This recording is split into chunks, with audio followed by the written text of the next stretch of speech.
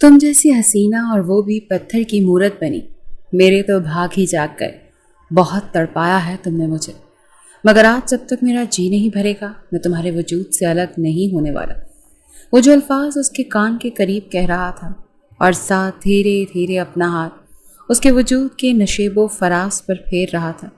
न जाने रात का कौन सा पहर था जब जर्निश को लगा जैसे कोई उसके कमरे में दाखिल हुआ है। उसे महसूस हुआ जैसे कमरे का दरवाज़ा बंद हुआ है। कदमों की चाप उसके पास आई थी और किसी ने उसके ऊपर से लिहाफ उतारा।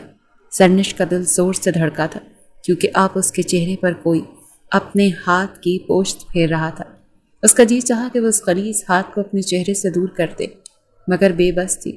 फिर उसे लगा जैसे कोई अपने होठों से उसके चेहरे को छू रहा है। खूबसूरत हो तुम लड़की। नहायत धीमी आवाज़ थी। वो अंदर से कांप गई थी लेकिन जिस्म हरकत से कासिर था। उसे अपने ऊपर बोझ सा महसूस हुआ था। कब से इस मौके की तलाश में था और मिला है पहली बार तुम्हें देखकर। जज्बात बेकाबू हो गए थे मगर अपने वजूद पर एक शख्स का वजन महसूस करके जर्निश को लगा वो सांस नहीं ले पाएगी। अब जर्निश का असल इम्तिहान शुरू हुआ था क्योंकि फिर उसे लगा जैसे उसके साथ नाजेबा किस्म की हरकतें शुरू हो चुकी हैं। उसे कोई बहुत बुरी तरह से नोच रहा था, अपनी शिद्दतें उसके वजूद पर बखेर रहा था, जिसे सहना उसके लिए एक तकलीफ दे अमल था।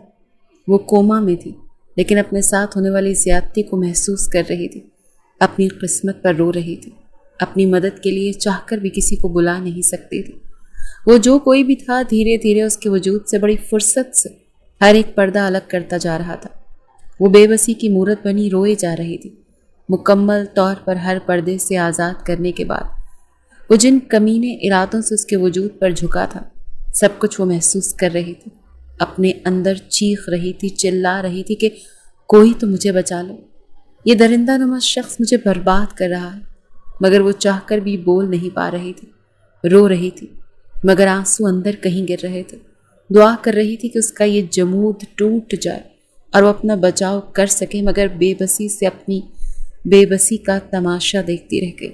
1 घंटा उसकी ज़िंदगी के साथ घनौना खेल खेलने के बाद वो शख्स कमरे से जा चुका था और वो ये सोच रही थी कि काश वो कोमा के बजाय मर जाती। जाने से पहले उसने इस मासूम लड़की को मुकम्मल लिबास पहनाकर यूं ठीक कर दिया था जैसे उसके साथ कुछ हुआ ही ना हो।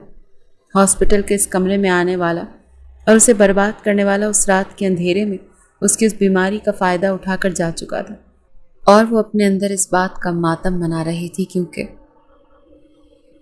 Hello miss जर्निश, how are you? मैं आपका डॉक्टर इबाद। वही मानूस आवाज़ जिसे वो पिछले कई दिनों से सुन रही थी। सुबह उसे इस आवाज़ से नफरत महसूस हो रही थी।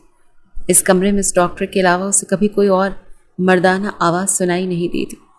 या तो 2 नर्स की आवाज़ें सुनाई देती थी या फिर इस डॉक्टर की जिसका नाम डॉक्टर इबाद था, जो उसकी बहुत तारीफ़ करता था कि आप जैसी खूबसूरत लड़की कैसे इतने दिन कोमा में रह सकती है। मैं जानता हूँ आप मुझे सुन सकती हैं और मैं जानता हूँ कि आप सब कुछ सुन रही हैं, महसूस भी कर सकती हैं। आप अगर ज़रा सी कोशिश करें तो उठ भी सकती हैं। मिस जर्निश, आप बिना ऑक्सीजन मास्क के सांस ले रही हैं और ये इस बात की अलामत है कि आप बिल्कुल ठीक हैं। वो रोज़ उसे इस बात पर उकसाता था कि वो उठकर बैठ जाए और जिस रात जर्निश के साथ यह हादसा पेश आया था उसी डॉक्टर ने उसे कहा था कि देखें, मैं पिछले 8 दिन से शराफत दिखा रहा हूँ। अगर आपने जागने की कोशिश नहीं की तो मुझे आपके साथ ज़बरदस्ती करनी पड़ेगी। आप समझ रही हैं ना? जब एक मेरे जैसा शरीर डॉक्टर अपने पेशेंट के साथ ज़बरदस्ती करता है तो उस पेशेंट पर क्या गुजरती है, खासकर जब पेशेंट आप जैसी खूबसूरत और हसीन हो। डॉक्टर इबाद के अल्फाज जर्निश के कानों में टकरा रहे थे। जब डॉक्टर कहने लगा, अच्छा लगता है, आपको छोटा सा सैंपल देना ही पड़ेगा। ये कहते हुए डॉक्टर इबाद ने अपना हाथ उसके बाजू पर रखा था और अगले ही पल एक चुटकी काट दी थी। वो चुटकी इतनी सख्त थी कि जर्निश को दर्द महसूस हुआ था। वो चीखना चाहती थी मगर उसके हलक से आवाज़ ही नहीं निकल रही थी। डॉक्टर इबाद उसके बाजू को सहलाने लगा था। कहने लगा, इससे भी ज़्यादा दर्द होगा मैं आपको, और वो भी ऐसी ऐसी जगह कि आप उठकर भागने पर मजबूर हो जाएंगी। ये पहली बार था जब जर्निश को डॉक्टर इबाद के अल्फाज कुछ अजीब से लगे थे। वो गहरे गहरे सांस लेने लगी थी। जर्निश ये नहीं जानती थी कि वो डॉक्टर उसके साथ ये सब कुछ कर गुजरेगा। इबाद की आवाज़ सुनकर जर्निश की हार्ट बीट तेज़ हुई थी। उसका जी चाहा उठकर इस डॉक्टर का मुंह नोच के रख दे जिसने उसकी बेबसी के साथ ऐसा घिनौना खेल खेला था। वो अपनी पूरी क़ुव्वत से उठने की कोशिश करने लगी। तभी नर्स की आवाज़ आई थी, डॉक्टर इबाद, इस लड़की के हाथ में हरकत हुई है। ये सुनकर डॉक्टर इबाद ने फौरन से उसके हाथ की तरफ देखा जो लरस रहा था। एक दिल फरेब मुस्कुराहट उसके चेहरे पर छाई थी। वो कहने लगा, वेरी गुड, लगता है कल की बात इन पर असर कर गई। फिर वो जरनिश के करीब आया और कहने लगा, आज रात अपना बचाव कर सकती हो तो कर लेना, क्योंकि आज मैं तुम्हें नहीं छोड़ूंगा। आज तुम्हें मुझसे कोई नहीं बचा सकता। यह सुनकर जरनिश को गुज़िश्ता रात याद आई थी। डॉक्टर इबाद एक बार फिर उसके कान के करीब झुककर कहने लगा, आज जो डोज मैं तुम्हें दूंगा ना, इसके बाद तो अच्छे अच्छे होश में आ जाते हैं। फिर तुम किस खेत की मूली हो, बड़े बड़े लोगों को मैंने ठीक किया है, तुम्हें भी मैं अपने तरीके से सीधा करूँगा। वैसे भी मुझे तुम जैसी हसीन लड़कियों का इलाज करना बहुत पसंद है। उसे ये बात नामी गायबाना डॉक्टर से नफरत सी महसूस हुई थी। उसकी बातें किसी पिघले हुए शीशे की तरह जरनिश के कानों में पड़ी थी। उसकी आंखों के पपोटे हिलने लगे थे। ये देखकर डॉक्टर इबाद खुश हुआ था, मगर जरनिश की हार्ट बीट बहुत ज़्यादा तेज़ हो चुकी थी। नर्स, आप इन्हें इंजेक्शन लगा दें, मुझे उम्मीद है ये लड़की जल्द कोमा से बाहर आ जाएगी। ये कहकर वो कमरे से बाहर जा चुका था। रात को फिर से उसके पूरे वजूद पर हाथों की गुस्ताखियाँ शुरू हो चुकी थी और इस बार जरनिश अपनी पूरी कुव्वत लगा रही थी ताकि फिर से उसे हवस का निशाना न बनाया जा सके। मगर वो तो बड़ी फुर्सत से एक बार फिर बेबाकी दिखा रहा था, जैसे उसे ना ही किसी के आने का डर हो और ना ही कोई खौफ हो। शायद ये रात का ही कोई पहर था। वो एक बार फिर उसके वजूद से एक एक पर्दा अलग कर चुका था और अपने हाथ उसके नशेबो फराज पर फेर रहा था। साथ साथ ऐसे गुस्ताख अल्फाज कह रहा था जिन्हें वो दवा के ज़ेर असर सुन तो रही थी, समझ भी रही थी, मगर उसका जवाब नहीं दे पा रही थी। आंखों से गर्मा गर्म आंसू तकिए में जज्ब होने लगे थे। वो शख्स एक बार फिर उसकी इज्जत पामाल करना चाहता था। एक बार तो वो उसकी इस्मत दरी कर चुका था, शायद दूसरी बार भी वो करना चाहता था। पूरी क़ुव्वत इस्तेमाल करते हुए जरनिश ने अपने आप को उस जमूत से आज़ाद करवाना चाहा। कमरे में घुप अंधेरे में वो शख्स उसके वजूद को नोच रहा था जब अचानक से उसने बुरी तरह से उसका हाथ पीछे किया। छोड़ो मुझे कमीने, वह मुश्किल जरनिश के हलक से आवाज़ निकली थी। उसी वक्त कमरे का दरवाज़ा खुला और वो बाहर चला गया, लेकिन जरनिश का जुमूद टूट चुका था। उसने चिल्लाना शुरू कर दिया। हालांकि उसे बोलने में दिक्कत महसूस हो रही थी, मगर उसकी आवाज़ पर नर्स उसके कमरे में आई थी। उसे होश में देखकर खुश हो गई थी, लेकिन उसकी बिखरी हालत देखकर नर्स की रंगत उड़ी थी। फौरन से उसे दोबारा से गाउन पहनाया और उस पर चादर डाल दी। डॉक्टर इबाद तक खबर पहुंच चुकी थी। जैसे ही वो कमरे में आया, जरनिश को होश में देखकर कहने लगा, आपने तो हमें सरप्राइज़ कर दिया। मगर वो उसे नफरत से देख रही थी। अटक अटक कर कहने लगी, इसने मुझे बर्बाद कर दिया, इसे मेरे साथ। उसकी आंखों से आंसू बहने लगे। नर्स डॉक्टर इबाद को हैरत से देखने लगी। डॉक्टर इबाद नाफहमी से उसे देख रहा था। वो बुरी तरह से घबराया था। कहने लगा, आपका दिमाग तो दुरुस्त है, मैं क्यों ऐसा करने लगा? नर्स कहने लगी, ये आप क्या कह रही हैं? वो कहने लगी, मेरे घर वालों को बुला दो। बहुत अटक अटक कर धीरे धीरे बात कर रही थी। कुछ ही देर में उसके घर वाले आ चुके थे। उसे देखकर खुश हुए थे, लेकिन जैसे ही जरनिश की बात सुनी सबके होश उड़ गए। वो बार बार कह रही थी, इस डॉक्टर ने मेरी ज़िंदगी बर्बाद कर दी, इसने मुझे बर्बाद करके रख दिया। ये सुनना था कि जरनिश के बड़े भाई ने डॉक्टर इबाद का गिरेबान पकड़ लिया। तुमने क्या किया है मेरी बहन के साथ, बोलो, वजाहत ने गुर्रा कर कहा। वो कहने लगा, मेरा गिरेबान छोड़ें, ये क्या बदतमीजी है, मैंने कुछ नहीं किया इस लड़की के साथ, ये झूठ बोल रही है। लेकिन जरनिश कहने लगी, बेशक आप मेरा मेडिकल चेकअप करवा लें, मेरे साथ ज्यादती हुई है, मैं सब कुछ महसूस कर सकती हूँ। और ये डॉक्टर कल दोपहर को भी मुझे धमकियाँ दे रहा था और आज भी इसने मुझे धमकी दी और रात को ये मेरे पास आया था, तभी मैं पूरी कुव्वत से जाग उठी। अगर आज भी मैं जागती ना तो ये पता नहीं मेरे साथ क्या कर जाता। ये सुनकर सभी परेशान हुए थे। वहाँ पर एक लेडी डॉक्टर भी आ गई थी। जब उसने जरनिश का चेकअप किया तो कहने लगी, इस लड़की के साथ वाकई किसी ने ज्यादती की है। डॉक्टर इबाद तो बुरी तरह से घबरा गया था। कहने लगा, नहीं, मैंने ऐसा कुछ नहीं किया। जरनिश की वालदा रोने लगी, वो भी रोई जा रही थी। उसका बड़ा भाई तो यूं था कि डॉक्टर इबाद का गला घोंट देगा, उसे जान से मार डालेगा। कहने लगा, तुम्हें मैं छोड़ूंगा नहीं। उसके गिरेबान को इस तरह से झंझोड़ चुका था कि डॉक्टर की शर्ट के बटन तक टूट गए थे। वो बदहवासी के आलम में था और जरनिश बार बार कह रही थी कि इसने मुझे बर्बाद किया है, लेकिन इबाद कह रहा था कि मैंने इस लड़की को कुछ नहीं कहा, ये झूठ बोल रही है। उसकी वालदा कहने लगी, जब मेरी बच्ची यहाँ पर कोमा में थी तब वो कुंवारी थी, किसी ने तो उसके साथ जुल्म किया है और आपके हॉस्पिटल में हुआ है। बहरहाल सीसीटीवी कैमरा देखा गया, कमरे के अंदर का कैमरा ऑन किया गया तो कमरे में घुप अंधेरा था। बस इतना पता चला था कि कोई उसके कमरे में आया था और उसके ऊपर भी लेटा था, लेकिन अंधेरे की वजह से कुछ भी साफ दिखाई नहीं दे रहा था। इस शख्स का चेहरा आया नहीं था और इससे पहले डॉक्टर इबाद ही आखिरी दफ़ा उसके कमरे में आया था। उसका चेकअप किया गया था और उसके रुखसार थपथपाकर यही कहने लगे थे कि जल्दी से होश में आ जाओ लड़की, वरना मैं तुम्हारे साथ ज्यादती करूँगा, फिर ही तुम्हें होश आएगा। कमरे की लाइट उन्होंने ही बंद की थी और फिर वो चले गए। जिस तरह कोमा पेशेंट के कमरे बने हुए थे, ज़्यादातर लोगों का आना जाना वहाँ नहीं था, इसीलिए रात में कॉरिडोर की लाइट भी बंद हो चुकी थी। जिसने भी ये सब किया था प्री प्लान किया था। जर्निश के कमरे में आने से पहले कॉरिडोर की लाइट बंद हुई थी ताकि उसे कोई पहचान न सके। कमरे के बाहर रखी कुर्सी पर वाइट कोट उतार कर रखा गया था और फिर ही जाने वाला अंदर गया था। जिस तरह की धमकियां डॉक्टर इबाद ने उसे दी थी, नर्सें भी इस बात की गवाह थी और वो रो देने को था। वो बार बार यही कह रहा था कि मैंने कुछ भी नहीं किया, लेकिन वजाहत ने उसके मुंह पर मुक्के मारने शुरू कर दिए। डॉक्टर इबाद का चश्मा ज़मीन पर गिर के टूटा था। सब लोग उसी पर उंगलियां उठा रहे थे। वो तो बार बार कह रहा था कि मैंने कुछ नहीं किया, मुझे बोलने का मौका तो दो। मैं नहीं जानता इसके साथ किसने किया है, लेकिन वजाहत के चंद दोस्त और चचा भी वहाँ पर आ गए। बहुत तमाशा लग चुका था। पुलिस को भी बुलवा लिया गया। वो इस कदर घबरा गया था कि उसे समझ में नहीं आ रहा था कि क्या करे और क्या ना करे। बहरहाल जर्निश के चचा ने कहा कि जो कुछ इसने हमारी बच्ची के साथ किया है, हम इस पर केस भी कर दें तो हमारी बेटी की इज्जत वापस नहीं आएगी और हो सकता है कि इस डॉक्टर को ज़्यादा सज़ा ना हो, ये फिर से रिहा हो जाएगा। चंद साल इसको सज़ा मिलेगी, इसीलिए जब इज्जत का खिलवाड़ इसने किया है तो निकाह भी यही करेगा। ये सुनकर ये बात कहने लगा, ये लड़की झूठी है, ये कोमा पेशेंट थी, ये कैसे कह सकती है कि मैंने इसके साथ ज्यादती की है? कैमरे की फुटेज में चेहरा साफ दिखाई नहीं दे रहा। आप लोग कैसे मुझ पर इल्ज़ाम लगा सकते हैं? मैं सच कह रहा हूँ, मैंने इसके साथ कुछ नहीं किया। इबाद के कुछ दोस्त और इबाद की वालिदा तक हॉस्पिटल पहुँच गई थी। जिस तरह की सिचुएशन थी, उन्हें भी अपने बेटे पर शक होने लगा था और वो कहने लगी, ये बात मुझे तुमसे ये उम्मीद नहीं थी। वो कहने लगा, अम्मी आपको भी मुझ पर भरोसा नहीं है?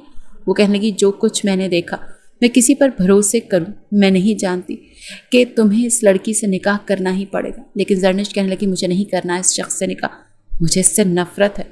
वो रोए जा रही थी। उसकी वालदा कहने लगी, जितनी बदनामी हो चुकी है तुम्हें कौन अपनाएगा? वो कहने लगी, ना अपनाए कोई, लेकिन मैं ऐसे शख्स के साथ एक लम्हा नहीं रह सकती। डॉक्टर ये बात कहने लगा, मुझे भी इससे शादी नहीं करनी। आप लोग मुझे सज़ा दिलवा दें, मैं अपने आप को बेकसूर भी साबित कर लूँगा। ये सुनकर वजाहत को और गुस्सा आया। कहने लगा, तो पैसे के जोर पर अपने आप को बचा नहीं सकता? मेरी बहन से निकाह करो वरना मैं तुम्हारी जान ले लूँगा। बहरहाल समझा बुझाकर जर्निश को भी उसकी वालदा ने इस बात पर आमादा किया कि तुम्हारी बहुत ज़्यादा बदनामी हो चुकी है, कोई तुम्हें नहीं अपनाएगा। गलत उसने किया है तो इज्जत भी उसी डॉक्टर को देनी चाहिए। और डॉक्टर इबाद की वालदा ने भी यही कहा कि तुम जज्बात में आकर गलती तो कर बैठे हो, बेहतर है कि इस लड़की को अपना लो, वरना मैं तुम्हें दूध भी नहीं बख्शूंगी। डॉक्टर इबाद की यह हालत थी कि जी चाह रहा था ज़मीन फटे और वो दफन हो जाए। बहरहाल मौलाना साहब को भी बुला लिया गया और वहीं उसका और जर्निश का निकाह हो चुका था, एक ऐसी लड़की से जिसे 8 दिन पहले वो जानता तक नहीं था। इसके अलावा सिर्फ एक पेशेंट थी जो कार एक्सीडेंट के केस में हॉस्पिटल लाई गई थी, लेकिन गाड़ी एक्सीडेंट के दौरान पलटा खा चुकी थी। चोट लड़की के सर पर लगी और तब से वो कोमा में थी। बज़ाहिर तो चोटों का इलाज हो चुका था, लेकिन उसे होश नहीं आ रही थी। डॉक्टर इबाद ने जब इस लड़की को देखा तो समझ चुका था कि दिमाग पर चोट लगने से ऐसा हुआ है। वो उसको सुन सकती है, महसूस भी कर सकती है, बस अपनी क़ुव्वत मुदाफ़ियत को थोड़ा सा ज़्यादा इस्तेमाल करेगी तो होश में आ जाएगी। लेकिन वो नहीं जानता था कि वो लड़की उसके लिए एक बहुत बड़ी बदनामी और आजमाइश बन जाएगी। निकाह होने के बाद इबाद सोफे पर बिल्कुल बेजान बैठा था और वो अपने फोल्डिंग पैड पर जैसे उसे नीचे उतारने की कोशिश की थी तो पता चला कि अभी तक उसके पाँव काम नहीं कर रहे। वो अपने हाथ हिला पा रही थी, बात कर रही थी, उठकर बैठ भी गई थी, लेकिन नीचे का हिस्सा अभी भी बेजान सा था। उसे व्हील चेयर पर बिठाया गया। वो बज़िद थी कि वापस अपने घर जाएगी, अपनी माँ के पास। इबाद इस वक्त इतने गुस्से में था कि जिसकी कोई हद नहीं। वो लड़की ज़बरदस्ती उसके गले पड़ी थी। इस वक्त उसके होंठों के किनारे से खून बह रहा था क्योंकि वजाहत ने उसके चेहरे पर मुक्के बरसाए थे। आँख के करीब नील का निशान था। बड़े गुस्से से कहने लगा, नहीं, ये मेरे साथ जाएगी। जब मैंने इसे बर्बाद किया है तो रखूँगा भी मैं ही अपने पास। जर्निश ने बड़ी नफरत से उसे देखा था, जो निकाह होते ही अपना जुर्म कबूल कर चुका था। जर्निश ने रोते हुए उसकी तरफ देखने लगी, फिर कहने लगी, मुझे पहले ही पता था कि मेरे साथ गलत करने वाला कोई और नहीं बल्कि तुम ही हो। तुम जैसे डॉक्टर नहीं बल्कि हैवान होते हैं। उसके जो मुंह में आ रहा था वो बोले जा रही थी और ये बात गुस्से से घूर कर उसे देख रहा था। वो उठकर खड़ा हुआ और उसकी व्हील चेयर पकड़कर कमरे से बाहर निकल गया। आंखें सुर्ख थीं। उसकी वालदा भी उसके पीछे पीछे जर्निश के घर वालों से माजरत करते हुए बाहर आई थी। इबाद को तकलीफ इस बात की थी कि उसकी माँ ने भी उस पर भरोसा नहीं किया था। क्या वो उन्हें ऐसा लगता था? इतने कमज़ोर किरदार का मालिक था, उन्हें अपने बेटे पर भरोसा नहीं था। बहरहाल बाहर आते ही उसने अपनी गाड़ी की पिछली नशिस्त का दरवाज़ा खोला और जैसे ही जरनिश को गोद में उठाने लगा तो उसने उसका हाथ पीछे किया। वो रो रही थी, नफरत से उसे देख रही थी।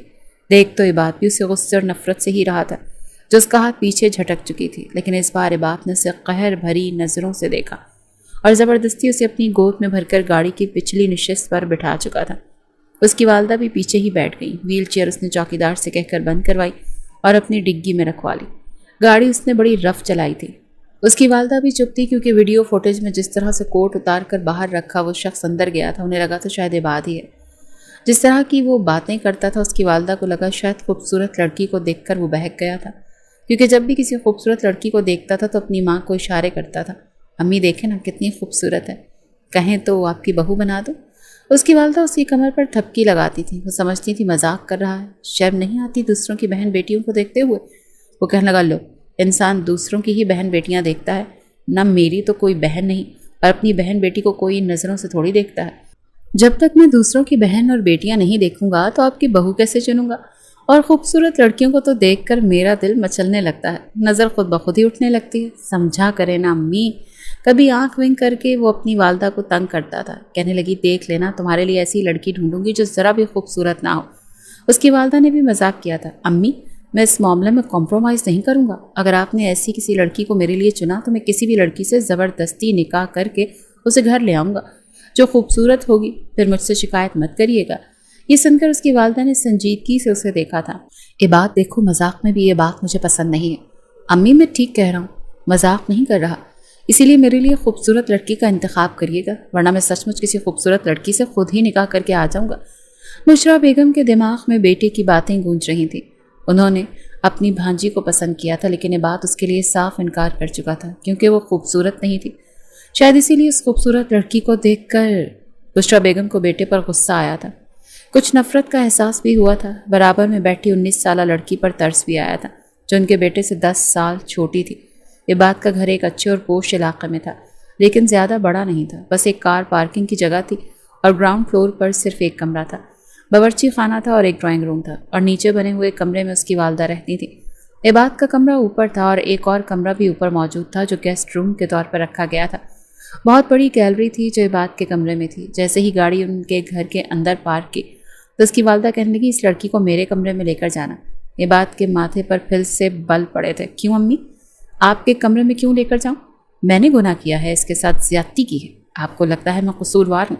ज़बरदस्ती आपके कहने पर, आपके मजबूर करने पर मैंने इससे निकाह किया, तो ये मेरे कमरे में जाएगी। जरनिश कहने लगी, नहीं, मुझे इस शख्स की शक्ल भी नहीं देखनी।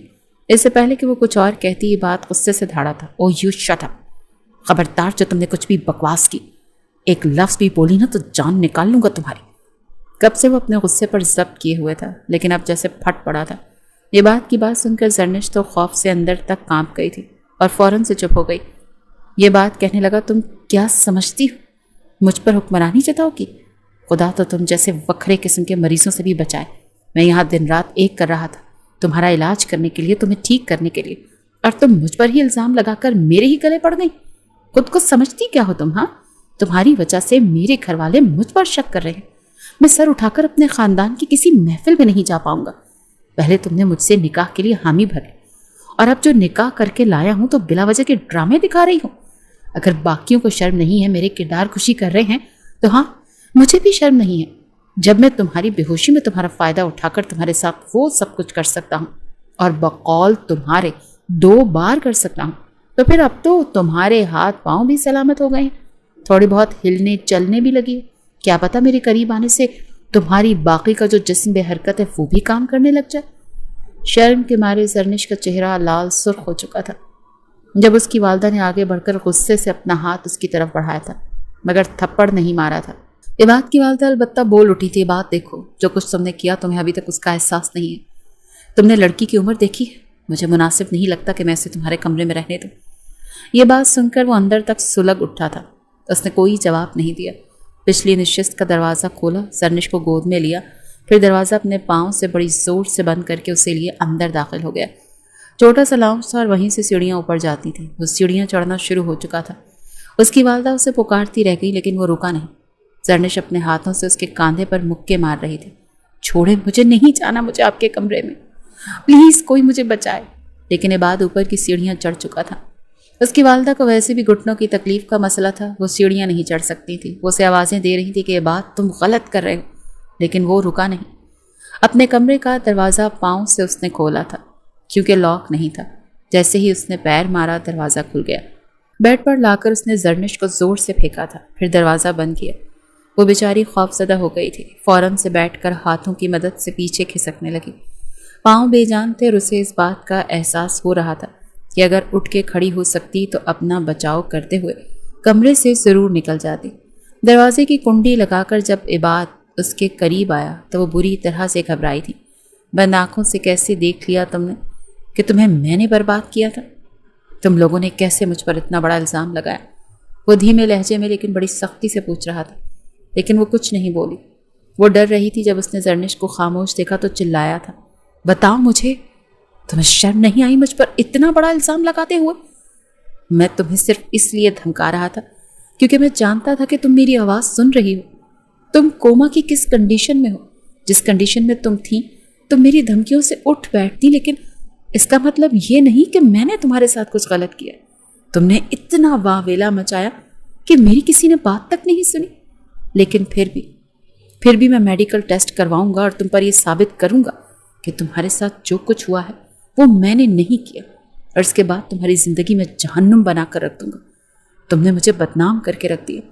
میں ہاسپٹل میں کسی کو منہ دکھانے کے قابل نہیں رہا۔ نوکری چھوٹ گئی، کوئی ہاسپٹل مجھے کام کرنے کے لیے نہیں رکھے گا۔ تمہیں اندازہ ہے تم نے میرے ساتھ کیا کیا؟ وہ چلایا تھا۔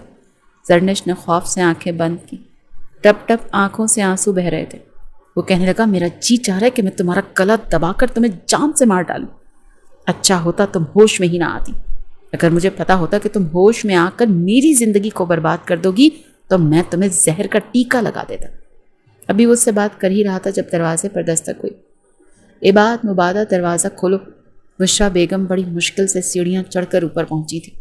جانتی تھی اول تو عباد غصہ بہت کم کرتا ہے، لیکن جب کرتا ہے تو پاگل ہو جاتا ہے۔ عباد نے جیسے اپنی مٹھیاں بھینچ کر اپنے آپ کو کنٹرول کیا۔ اس وقت اس کا چہرہ زرنش کے چہرے کے قریب تھا اور وہ آنکھیں بند کیے کانپ رہی تھی۔ وہ پیچھے ہٹ گیا اور جا کر کمرے کا دروازہ کھول دیا۔ اس کی والدہ بری طرح سے ہانپ رہی تھی۔ کیا کیا تم نے بچی کے ساتھ؟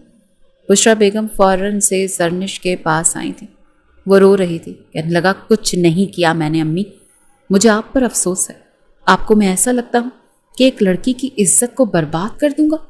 مجھے دوسروں کا افسوس نہیں، مجھے آپ پر افسوس ہے کہ آپ کو اپنے خون پر شک تھا یا پھر اپنی تربیت پر بھروسہ نہیں تھا۔ عباد کی آنکھوں میں بھی آنسو جھلملا رہے تھے۔ بشرا بیگم نظریں چرا گئیں جس وقت سچویشن تھی وہ خود بھی سمجھ نہیں پا رہی تھی، لیکن اب لگ رہا تھا جیسے بیٹے کے ساتھ زیادتی کر گئی ہیں۔ وہ صوفے پر بیٹھ چکا تھا، دونوں ہاتھوں سے اپنے بال اس نے پکڑ لیے۔ غصہ اس قدر تھا کہ برداشت ہی نہیں ہو رہا تھا۔ جتنی تذلیل اس کی ہو چکی تھی وہ تو سوچ بھی نہیں سکتا تھا۔ ایک گہری سانس لے کر کہنے لگا، میں کل ہی اس لڑکی کا اور اپنا میڈیکل ٹیسٹ کرواؤں گا اور اس رپورٹ سے ثابت ہو جائے گا کہ میں نے اس لڑکی کے ساتھ کچھ نہیں کیا۔ اگر اس کے ساتھ کچھ غلط ہوا ہے تو کرنے والا کوئی اور ہے۔ میرے بے گناہ ثابت ہوتے ہی یہ لڑکی سب کے سامنے اپنے منہ سے کہے گی کہ میں بے قصور ہوں اور اس نے مجھ پر جھوٹا الزام لگایا ہے۔ اس کے بعد میں اسے طلاق دے دوں گا۔ میں نے صرف آپ کے مجبور کرنے پر یہ نکاح کیا، ورنہ میں مر جاتا، اس لڑکی سے نکاح نہیں کرتا۔ اس کی والدہ عباد کی بات سن کر ہکا بکا اسے دیکھ رہی تھی۔ اس کی والدہ کہنے لگی، اس کا بھائی تم پر کیس کر دیتا، تمہیں جیل بھیج رہا تھا۔ عباد کہنے لگا، تو بھیج دیتا، میں اپنے آپ کو بے قصور ثابت کر سکتا تھا کیونکہ میں نے کچھ کیا ہی نہیں۔ میری ایک ٹیسٹ رپورٹ مجھے بے قصور ثابت کر دیتی اور میں باعزت جیل سے باہر رہا ہو جاتا۔ لیکن آپ نے یہ جو نکاح کا بوجھ میرے سر پر ڈالا ہے نا، یہ آپ نے اچھا نہیں کیا۔ یہ کہہ کر وہ اٹھ کر کمرے سے باہر جا چکا تھا اور دوسرے کمرے میں جا کر دروازہ بند کر چکا تھا۔ زرنش کا جیسے رکا ہوا سانس بحال ہوا تھا۔ بشرا بیگم اس کے برابر میں ہی اپنے گھٹنے پکڑ کر بیٹھ گئی۔ کبھی زرنش کو دیکھنے لگیں جو واقعی بے قصور تھی، کیونکہ اسے نہیں پتا تھا کہ اس کے ساتھ کس نے کیا کیا۔ اس کا علاج عباد ہی تو کر رہا تھا، اور جس طرح سے نرس نے یہ بتایا تھا وہ تو اسے دبی دبی دھمکیاں دیتا تھا، تو یقیناً اس لڑکی کا شک عباد پر ہی جاتا۔ ساری باتیں سن کر تو ماں ہوتے ہوئے بھی بشرا بیگم نے بھی بیٹے پر شک کیا تھا، لیکن اب انہیں اپنا بیٹا بھی بے قصور ہی لگ رہا تھا۔ زرنش کو انہوں نے اپنے ساتھ لگا کر چپ کروایا، کہنے لگی، چپ ہو جا، میں نہیں جانتی کہ تمہارے ساتھ کس نے یہ سب کیا، لیکن بیٹا ظلم تمہارے ساتھ ہوا ہے، مجھے اس بات کا بہت افسوس ہے۔ بڑی مشکل سے زرنش لیٹ کر سوئی تھی اور بشرا بیگم بھی نیچے نہیں گئی تھی بلکہ اس کے برابر میں ہی لیٹ کر سو چکی تھی، لیکن صبح زرنش کو لگا جیسے کوئی اسے جھنجھوڑ رہا ہے۔ اس نے آنکھیں کھولیں تو یہ بات اس کے سر پر کھڑا تھا۔ کہنے لگا چلو اٹھ کر بیٹھو، تمہیں ہاسپٹل لے کر جانا ہے۔ اس کی آواز سن کر بشرا بیگم بھی اٹھ کر بیٹھ گئی تھی۔ کہنے لگی کیا ہو گیا تمہیں؟ صبح صبح کہاں بچی کو لے کر جا رہے ہو؟ کہنے لگا پوری رات میں سویا نہیں، مجھے اپنے آپ کو بے قصور ثابت کرنا ہے، میرا کریئر، میرا مستقبل، اس لڑکی نے میرا سب کچھ برباد کر دیا۔ کہنے لگی تم چھوڑو ابھی سے، لیکن یہ بات نے کچھ نہیں سنا۔ اسے گود میں بھر کر نیچے گاڑی میں لے جا کر بٹھا دیا اور اسے ایک دوسرے ہاسپٹل لے کر گیا۔ اپنا اور اس کا ٹیسٹ بھی کروایا اور ارجنٹ رپورٹ کے لیے کہا، لیکن پھر بھی 2 دن کا ٹائم دیا گیا تھا۔ وہ واپس اسے گھر لے کر آ گیا۔ نیچے بشرا بیگم کے کمرے میں ہی اسے جا کر لٹا دیا۔ دوپہر کو زرنش کے گھر والے آئے تھے اور اس کی والدہ روئے جا رہی تھی۔ وہ ماں کو دیکھ کر زرنش نے اپنے دونوں ہاتھ پھیلائے تھے۔ اس کی ماں زرنش کے گلے لگ گئی۔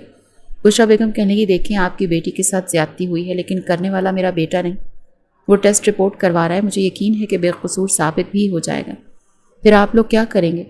یہ کہتے ہوئے بشرا بیگم رونے لگی۔ عباد اس وقت گھر پر نہیں تھا، اپنی ٹیسٹ رپورٹ ہی لینے گیا تھا۔ وجاہت کہنے لگا دیکھیں جھوٹی رپورٹیں بنانا آپ کے بیٹے کے لیے مشکل نہیں۔ بشرا کہنے کی ہر بات کا قصوروار میرے بیٹے کو مت ٹھہرائیں، آپ لوگ ٹیسٹ کروا سکتے ہیں، ضروری تو نہیں کہ جو کچھ آپ کی بہن کے ساتھ ہوا وہ کرنے والا میرا بیٹا ہی تھا۔ وجاہت کہنے لگا نرسوں کے بیان اور ویڈیو فوٹیج کے بعد بھی آپ یہ بات کہہ رہی ہیں؟ وہ کہنے لگی کہ بیٹا ٹھنڈے دماغ سے سوچو کہ ویڈیو میں کسی کا چہرہ صاف نظر نہیں آ رہا، کوئی اور بھی تو ہو سکتا ہے نا۔ اس پورے ہاسپٹل میں صرف ایک میرا بیٹا ڈاکٹر تو نہیں تھا جو آپ اس پر الزام لگا رہے ہیں، وہاں پر تو اور بھی ڈاکٹرز تھے۔ میرا بیٹا کوئی آج تو ڈاکٹر نہیں بنا، وہ تو پچھلے کئی سالوں سے اپنی ڈیوٹی وہاں پر سر انجام دے رہا ہے۔ آج سے پہلے تو میں نے ایسی کوئی بات نہیں سنی۔ اسی وقت عباد بھی وہاں پہنچ گیا تھا۔ گھر میں داخل ہوتے ہی جیسے ہی اس نے کمرے میں قدم رکھا تو وجاہت کو دیکھ کر اس کے ماتھے پر بل پڑے تھے۔ رپورٹ اس نے وجاہت کے ہاتھ میں پکڑائی تھی۔ کہنے لگا دیکھ لو، اس رپورٹ میں ساری سچائی لکھی ہے، میں نے تمہاری بہن کے ساتھ کچھ نہیں کیا، اسی لیے چلو شاباش، اٹھاؤ اپنی بہن کو اور لے جاؤ اسے یہاں سے۔ اسے طلاق میں لفظی طور پر بھی دے دوں گا اور کاغذی طور پر بھی۔ وجاہت نے وہ رپورٹ دیکھی، پھر کہنے لگا ایک ڈاکٹر ہوتے ہوئے تمہارے لیے ایسی رپورٹس تیار کرنا کوئی مشکل بات تو نہیں۔ وہ کہنے لگا تو جاؤ، تم جا کر ٹیسٹ کروا لو، تمہاری جہاں تسلی ہوتی ہے وہاں لے جاؤ اسے۔ وجاہت نظر چرا گیا تھا۔ البتہ آمنہ بیگم بشرا بیگم کے پاس آئیں اور کہنے لگی زیادتی میری بچی کے ساتھ ہوئی ہے، اگر آپ کے بیٹے نے نہیں بھی کی، لیکن اس وقت یہی مجرم ثابت ہوا تھا، لیکن میری بچی کی زندگی برباد مت کریں، پہلے ہی بدنامی کا دھبا اس کے دامن پر لگ چکا ہے، اب طلاق کا دھبا مت لگائیں۔ آمنہ بیگم بشرا بیگم کے سامنے ہاتھ جوڑ کر روتے ہوئے کہہ رہی تھی۔ زرنش تو خود پریشان ہو گئی تھی۔ اگر یہ نہیں تھا تو پھر کون تھا؟ کیونکہ اس نے اپنے کمرے میں ڈاکٹر عباد کے علاوہ کسی مرد کی آواز نہیں سنی تھی۔ بہرحال جب بڑوں نے مداخلت کی تو وجاہت اور عباد دونوں ہی ٹھنڈے پڑ چکے تھے۔ وجاہت جا کر باہر گاڑی میں بیٹھ چکا تھا اور عباد بھی غصے سے اسے گھور کر دیکھتا اپنی گاڑی چلا کر کہیں جا چکا تھا۔ آمنہ اور بشرا بیگم نے ایک دوسرے سے بات چیت کی تھی۔ آمنہ بیگم تو ہاتھ جوڑ چکی تھیں، جبکہ بشرا بیگم ان کے ہاتھ پکڑ کر کہنے لگیں فکر مت کرو، جب تک میں زندہ ہوں تمہاری بچی کے ساتھ زیادتی نہیں ہونے دوں گی۔ میرا یہ بات برا نہیں ہے، میں جانتی ہوں غصے کا تیز ہے، ظاہری سی بات ہے، جب بیٹھے بٹھائے کردار پر الزام لگ جائیں تو تھوڑا بہت رد عمل تو ہوتا ہی ہے۔ بس میری یہ دعا ہے کہ زرنش بیٹی کے ساتھ جس نے بھی غلط کیا ہے وہ اصل گنہگار پکڑا جا سکے۔ اپنی بیٹی سے ملنے کے بعد آمنہ وہاں سے جا چکی تھی اور زرنش چپ چاپ سر جھکائے وہیں اس کمرے میں بیٹھی رہ گئی، وہ اصل گنہگار پکڑا جا سکے۔ بار بار بشرا بیگم اپنے بیٹے کو کالز کر رہی تھیں۔ رات کے 11 بج چکے تھے مگر وہ ابھی تک گھر نہیں آیا تھا۔ کتنے ہی گھنٹوں تک فضول میں گاڑی ادھر ادھر دوڑانے کے بعد جب وہ گھر لوٹا تھا تو آنکھوں میں نیند تھی، آنکھیں سرخ ہو رہی تھیں جیسے وہ بے تحاشا روتا رہا۔ سامنے ہی اس کی ماں صوفے پر بیٹھی بیٹھی سو رہی تھی۔ آج تک اس نے اپنی ماں کو کبھی اتنا پریشان ہونے ہی نہیں دیا تھا۔ ہر وقت بچوں کی طرح اپنی ماں کو تنگ کرتا رہتا، لاڈ کرتا رہتا تھا اور انہیں خوش رکھتا تھا۔ آج پہلی بار اس کی وجہ سے اس کی ماں پریشان تھی اور اس کی وجہ وہ زرنش تھی۔ وہ نہیں یوں صوفے پر بیٹھے بیٹھے سویا دیکھ تڑپ ہی تو گیا تھا۔ آگے بڑھ کر کہنے لگا مما آپ یہاں پر کیوں سو رہی ہیں؟ کمرے میں جا کر سو جاتی۔ بیٹے کی آواز پر وہ ہڑبڑا کر اٹھ بیٹھی، کہنے لگی آ گئے بیٹا، کہاں چلے گئے تھے تم؟ میری تو تمہارے لیے دعا کرتے کرتے نہ جانے کب آنکھ لگ گئی۔ آخر کتنا تڑپاؤ گے اب اپنی ماں کو، بس کر دو نا۔ وہ روتے ہوئے اپنے بیٹے کے سینے سے لگ چکی تھی اور وہ بھی اپنی ماں کو سینے سے لگا گیا تھا۔ کہنے لگا، ماما ہم دونوں ماں بیٹا کتنا خوش تھے نا اپنی زندگی میں۔ ہماری خوشیوں کو نہ جانے کس کی نظر لگ گئی، مگر ہماری خوشیاں برباد کرنے والی کو میں چھوڑوں گا نہیں۔ اس کو اتنی اذیتیں، اتنی تکلیف دوں گا کہ وہ اپنے ہاتھوں سے ہی خود کو مار دے گی۔ یہ سن کر بشرا بیگم فوراً اس کے لبوں پر ہاتھ رکھ گئی۔ کہنے لگیں کہ بالکل نہیں بیٹا، خبردار، جو تم نے ایسا کچھ بھی کرنے کا سوچا تو وہ بچی معصوم ہے۔ ذرا خود سوچو، اگر تم نے اس لڑکی کے ساتھ کچھ نہیں کیا تو اس کے ساتھ کسی نہ کسی نے تو کیا ہوگا۔ تم ڈاکٹر تھے، 1 ہفتے تک تم اس کا علاج کرتے رہے، بجائے غصے سے ایک دوسرے کو باتیں سنانے کے اور نفرتیں بڑھانے کے۔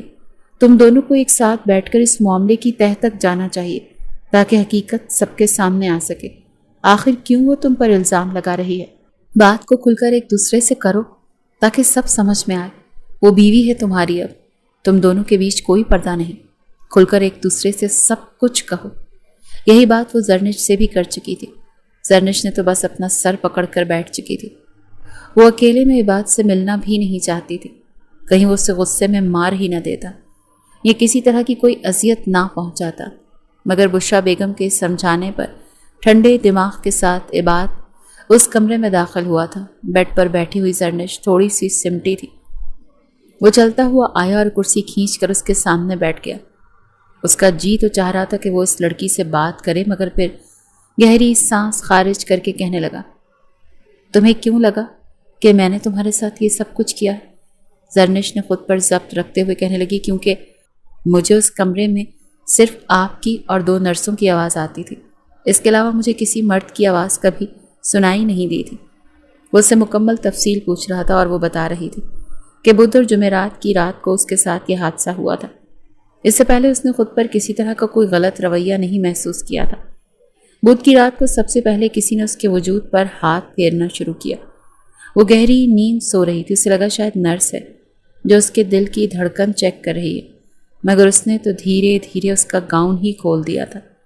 وہ روتے ہوئے جو کچھ ہوا تھا بتا رہی تھی اور عباد چپ چاپ اس کی کیفیت کو سن رہا تھا۔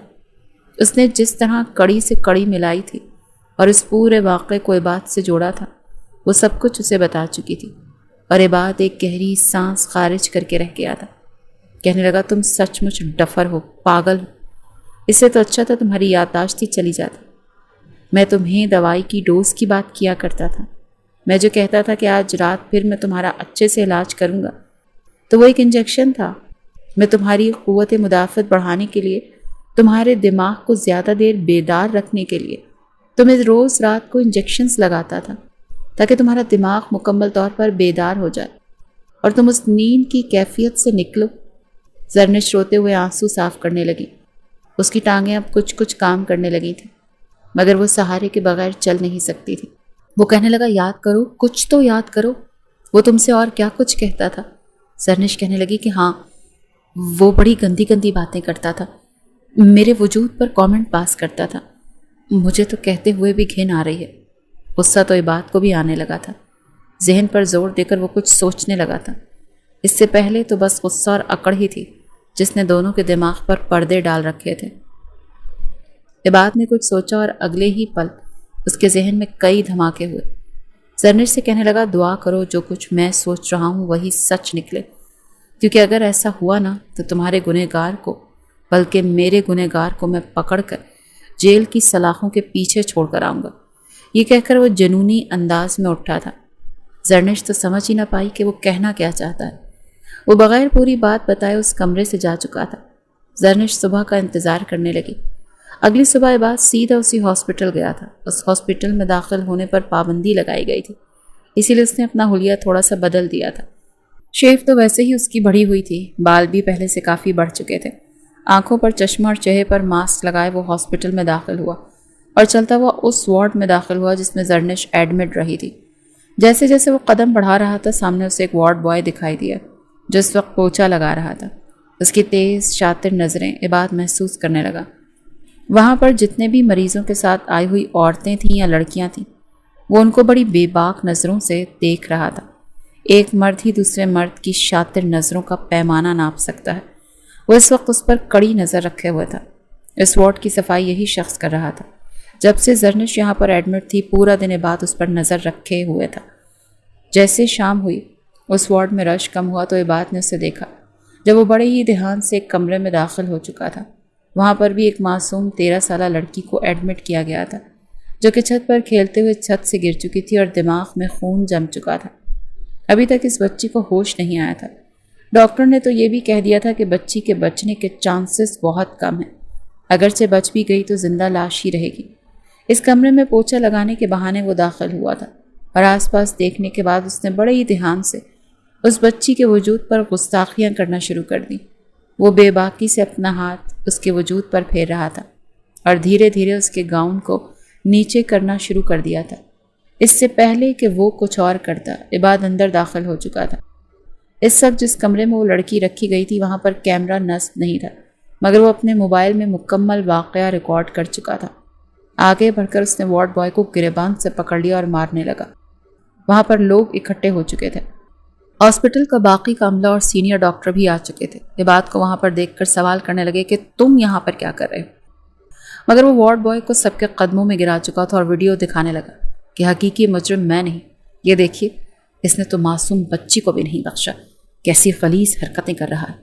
اس ہاسپٹل میں اگر کچھ غلط ہوا تھا تو وہ کرنے والا میں نہیں بلکہ یہ وارڈ بوائے تھا۔ وہ اس کو مکے پر مکے مار رہا تھا مگر وہ پھوٹ پھوٹ کر روتے ہوئے کہنے لگا کہ صاحب جی میں غریب آدمی ہوں، یہاں پر نوکری کرتا ہوں، یہاں پر آنے والی سب میری مائیں بہنیں بیٹیاں ہیں، میں تو بس اس بچی کے سر پر ہاتھ پھیر رہا تھا کہ کتنی پیاری بچی ہے، میں نے تو کچھ بھی غلط نہیں کیا۔ مگر تبھی وہاں پر ایک نرس آگے بڑھی تھی۔ ایک گہری سانس خارج کر کے کہنے لگی آج صبح جب میں اور میرے ساتھ موجود ساتھی نرس دوسرے وارڈ میں ایک بچی کے بیڈ کی چادر بدل رہے تھے تو ہم نے اس پر سرخ دھبے دیکھے تھے۔ وہ بچی تو محض 12 سال کی تھی۔ ہم کچھ سمجھ نہ پائے کہ یہ سب کچھ کیا ہے، مگر چیک کرنے پر یہ بات واضح ہوئی کہ اس بچی کے ساتھ بھی کسی نے غلط کیا ہے۔ فوراً اس وارڈ بوائے نے اس بچی کا DNA کیا گیا، جس کے بعد یہ رپورٹ سامنے آئی کہ یہ وارڈ بوائے تھا جس نے ایک معصوم بچی کے ساتھ رات کے اندھیرے میں غلط کیا تھا۔ اس کے بعد زرنش اور اس وارڈ بوائے کا بھی ٹیسٹ کیا گیا۔ جب ڈاکٹر نے وہ رپورٹ عباد کے ہاتھ میں دیتے ہوئے انتہائی شرمندگی سے کہا تھا، ہم معافی چاہتے ہیں عباد صاحب، آپ پر جھوٹے الزام لگائے گئے۔ اس رپورٹ میں تو صاف صاف یہی ریزلٹس آئے ہیں کہ زرنش کے ساتھ جو غلط کام کیا گیا وہ کرنے والا بھی یہی وارڈ بوائے ہی تھا۔ وہ سبھی لوگ جو ڈاکٹر عباد پر جملے کس رہے تھے وہ شرمندہ سے ہو چکے تھے اور اس وارڈ بوائے کو پکڑ کر اس کی اچھی خاصی درگت بھی بنا دی گئی تھی۔ عباد غصے سے گھر آیا اور زرنش کو بھی ساتھ لے کر گیا تھا۔ زرنش کے بھائی وجاہت کو بھی اس نے بلا لیا تھا اور کہا تھا کہ یہ ہے آپ لوگوں کا اصل مجرم۔ وجاہت نے تو اس کا منہ توڑ کر رکھ دیا تھا، 2 دانت بھی توڑ دیے تھے۔ وہاں پر پولیس بھی آ چکی تھی اور مکمل انویسٹیگیشن کرنے کے بعد اس وارڈ بوائے کو پکڑ لیا گیا تھا۔ جو بھی تھا بلا شبہ ڈاکٹر عباد کا کردار صاف ہو چکا تھا، مگر زرنش کی عزت تو یوں ہی تار تار ہو چکی تھی۔ وہ بے حد شرمندہ تھی۔ وجاہت بھی شرمندگی سے ڈاکٹر عباد سے معافی مانگنے لگا، مگر عباد پرسکون تھا۔ زرنش روتے ہوئے اپنے بھائی سے کہنے لگی کہ بھائی پلیز مجھے اپنے ساتھ لے جائیں، میں عباد کا سامنا نہیں کرنا چاہتی۔ مگر وجاہت کہنے لگا یہ کیا بے وقوفی ہے، وہ تمہارا شوہر ہے، الزام تم نے لگایا تھا، تم ہی عباد سے معافی مانگو گی اور اس کے بعد جو تمہارا اور عباد کا فیصلہ ہوا ہم وہ قبول کریں گے۔ پورے راستے وہ خاموش رہی تھی۔ عباد اسے لے کر گھر آ چکا تھا۔ گھر میں آتے ہی وہ روتے ہوئے اپنی ساس کے گلے سے لگ گئی اور کہنے لگی مجھے معاف کر دیں، میں نہیں جانتی تھی یہ سب کچھ کیسے ہوا، مگر میں نے آپ کے بیٹے پر غلط الزام لگایا جبکہ حقیقت میں گنہگار کوئی اور تھا۔ عباد پیچھے کھڑا سب کچھ سن رہا تھا۔ بشرا بیگم کی آنکھوں میں بھی آنسو آ گئے۔ اسے سینے سے لگا کر کہنے لگی بیٹا اچھا ہوا تمہارا مجرم کیفر کردار تک پہنچ گیا، کوئی بات نہیں، تمہارا مجرم پکڑا گیا اور نہ جانے کتنی لڑکیوں کی زندگی برباد ہونے سے بچ گئی۔ بس اتنا کافی ہے کہ وہ عباد کے سامنے بھی ہاتھ جوڑ کر معافی مانگ رہی تھی، جبکہ عباد کہنے لگا تم نے میرے ساتھ جو کچھ کیا میں اسے اتنی آسانی سے نہیں بھول سکتا، میری ریپوٹیشن خراب ہوئی ہے۔ زرنش رو رو کر یہی دعا کر رہی تھی، اس سے تو اچھا تھا کہ وہ اس کار ایکسیڈنٹ میں مر ہی جاتی، زندہ نہ بچتی۔ عباد کے سامنے اسے جی بھر کر شرمندگی محسوس ہو رہی تھی۔ اس رات وہ اس قدر ایموشنلی ڈسٹرب ہوئی کہ اس نے فیصلہ کر لیا کہ وہ اس گھر کی چھت سے کود کر اپنی جان دے دے گی۔ رات کا پہر تھا جب ڈپریشن کا شکار ہو کر وہ چھت پر گئی ٹھنڈی ہوا چل رہی تھی۔ وہ ریلنگ پر کھڑی تھی۔ نیچے دیکھنے پر اسے خوف محسوس ہو رہا تھا۔ وہ عباد کی ناراضگی اور شرمندگی کا مزید سامنا نہیں کر سکتی تھی۔ جیسے ہی اس نے ریلنگ سے چھلانگ لگانا چاہی تو تبھی کسی نے اس کی کمر پر ہاتھ رکھ کر بڑی مضبوطی سے اسے نیچے اتارا تھا۔ اسے باہوں میں بھر کر غصے سے دھاڑ کر کہنے لگا، پاگل ہو گئی ہو کیا تم؟ میں تمہیں ایک مصیبت سے نکالتا ہوں تو تم دوسرے میں اپنا سر منہ پھنسانا شروع کر دیتی ہو۔ یہ کیا پاگل پن تھا؟ عباد کو اپنے سامنے دیکھ کر وہ رونے لگی تھی۔ روتے ہوئے نیچے گر گئی۔ اس کے قدموں میں بیٹھ کر کہنے لگی، مجھے معاف کر دیں، میں اس شرمندگی کے ساتھ نہیں جی پا رہی۔ بتائیں میں ایسا کیا کروں کہ آپ مجھے معاف کر دیں؟ بے شک آپ مجھے ذلیل اور رسوا کر لیں، جو آپ کے دل میں آئے آپ کر لیں، لیکن میرے دل پر جو بوجھ ہے اسے کم کر دیں۔ میں مزید اس بوجھ کے سہارے نہیں جی سکتی۔ میں نے آپ کے ساتھ غلط کیا ہے، میری وجہ سے آپ کی زندگی برباد ہو گئی۔ وہ روئی جا رہی تھی اور عباد اسے روتا ہوا دیکھ رہا تھا۔ اس لڑکی کو اس قدر بے بس دیکھ کر اس کا دل بھی پگھلنے لگا تھا۔ کہنے لگا، رو لو، جتنا رونا ہے رو لو۔ جب رو رو کر تھک جاؤ گی نا تو پھر بتانا، تبھی میں تم سے بات کروں گا۔ وہ بھی کچھ فاصلے پر وہیں زمین پر بیٹھ چکا تھا جب آسمان پر بادل گرجنے کے بعد بارش شروع ہو چکی تھی۔ دونوں ہی بارش میں بھیگ رہے تھے۔ زرنش رو رو کر چپ ہو چکی تھی اور بھیگے ہوئے چہرے کے ساتھ عباد کو دیکھنے لگے، جو بڑی سرشار نظروں سے اسے دیکھ رہا تھا۔ کہنے لگا، نہیں نہیں، رو رو اور رو لو، جتنا رونا ہے رو لو، شاباش۔ تمہاری سنگت میں تو دیکھو بادل بھی رو رہے ہیں، لیکن مجھ سے یہ امید مت رکھنا کہ میں بھی رونا شروع کر دوں گا۔ وہ ہچکی باندھ کر کہنے لگی کہ آپ اب ایسے میرا مذاق تو نہ اڑائیں۔ دیکھیں، آپ کو مجھے سزا دینی ہے تو دے دیں، میں نے آپ کے ساتھ برا کیا ہے۔ عباد کہنے لگا، ہاں سزا تو میں تمہیں دوں گا اور اچھی خاصی دوں گا، اتنی دوں گا کہ تمہاری روح تک کانپ جائے گی۔ زرنش کہنے لگی کہ میں تیار ہوں، جو چاہے سزا دے دیں۔ عباد نے فوراً اپنی آنکھیں مصنوعی حیرت سے پھیلائیں۔ کہنے لگا، پکا نا؟ بعد میں پھر انکار تو نہیں کرو گی کہ مجھے یہ سزا قبول نہیں ہے؟ وہ کہنے لگی کہ نہیں، ویسے بھی مجھ جیسی لڑکی کو سزا ہی ملنی چاہیے، جو اپنی جان بچانے کے لیے ہاسپیٹل پہنچی تھی مگر وہاں پر اپنی عزت ہی گنوا بیٹھی۔ مجھ جیسی لڑکی کو تو کوئی بھی اپنانا نہیں چاہے گا، آپ جیسا شریف شخص تو بالکل بھی نہیں۔ اس سے تو اچھا تھا کہ میں مر ہی جاؤں۔ اس کے یہ الفاظ عباد کے دل پر خنجر کی طرح کام کر رہے تھے۔ وہ فوراً سر جھٹک کر کہنے لگا، بات کو بدلنے کی کوشش مت کرو لڑکی، وعدہ کرو کہ میری ہر سزا کو قبول کرو گی۔ وہ ہاں میں سر ہلا چکی تھی کہ ہاں میں وعدہ کرتی ہوں۔ وہ فوراً اٹھا اور اپنا ہاتھ اس کی طرف بڑھایا۔ کہنے لگا کہ اب اٹھ جاؤ، پہلے ہی اب جا کر تمہارے وجود کے پرزے ٹھیک سے کام کرنا شروع ہوئے ہیں۔ یہ نہ ہو کہ بارش کے پانی میں پھر سے تمہارے پرزوں میں زنگ لگنا شروع ہو جائے اور کسی روبوٹ کی طرح وہیں پر اٹک کر رہ جاؤ۔ اس کی اس بات پر زرنش نے اسے گھور کر دیکھا تھا۔ فطرتاً تو وہ ایسی ہی تھی، اپنے بارے میں کسی کی بری بات برداشت نہیں کر سکتی تھی، مگر شرمندگی کے تحت وہ عباد کی اس بات کا جواب نہ دے سکی اور اس کے ہاتھ پر ہاتھ رکھ کر دھیرے دھیرے لڑکھڑا کر چلتی اندر آ چکی تھی۔ جیسے ہی الماری کی طرف بڑھی تاکہ کپڑے چینج کر سکے تو وہ فوراً اسے روک چکا تھا۔ کہنے لگا، کہاں جا رہی ہے؟ وہ کہنے لگی، کپڑے چینج کرنے۔ ماتھے پر بل ڈال کر کہنے لگا، میں نے تو تمہیں اجازت نہیں دی کہ تم جا کر کپڑے چینج کرو۔ وہ اس کی طرف حیرت سے دیکھنے لگی۔ کہنے لگی کہ آپ نے تو کہا تھا مجھے ٹھنڈ لگ جائے گی، تو اب کیا ان کپڑوں میں تو میں نہیں سو سکتی نا؟ بات کہنے لگا، کس نے کہا تم ان کپڑوں میں سو گی؟ وہ اس کے سوالات سے زچ ہو چکی تھی۔ چپ چاپ سینے پر ہاتھ رکھ کر کھڑی ہو گئی۔ کہنے لگی، پھر بتائیں میں کیا کروں؟ وہ چلتا ہوا اس کے قریب آیا۔ کہنے لگا، میں جو کہوں گا وہ کرو گی؟ وہ اپنی گرم سانسیں اس کے ٹھنڈے گیلے چہرے کے قریب لا کر بولا تو اس کے وجود میں ایک جھرجھری سی آ گئی تھی۔ وہ کہنے لگی، मतलब کیا ہے آپ کا؟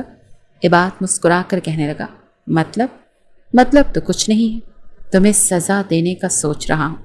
چلو شاباش، میری سزا میں پورا ساتھ دو میرا۔ یہ کہہ کر وہ آگے بڑھا تھا۔ زرنش اپنی آنکھیں بند کر گئی۔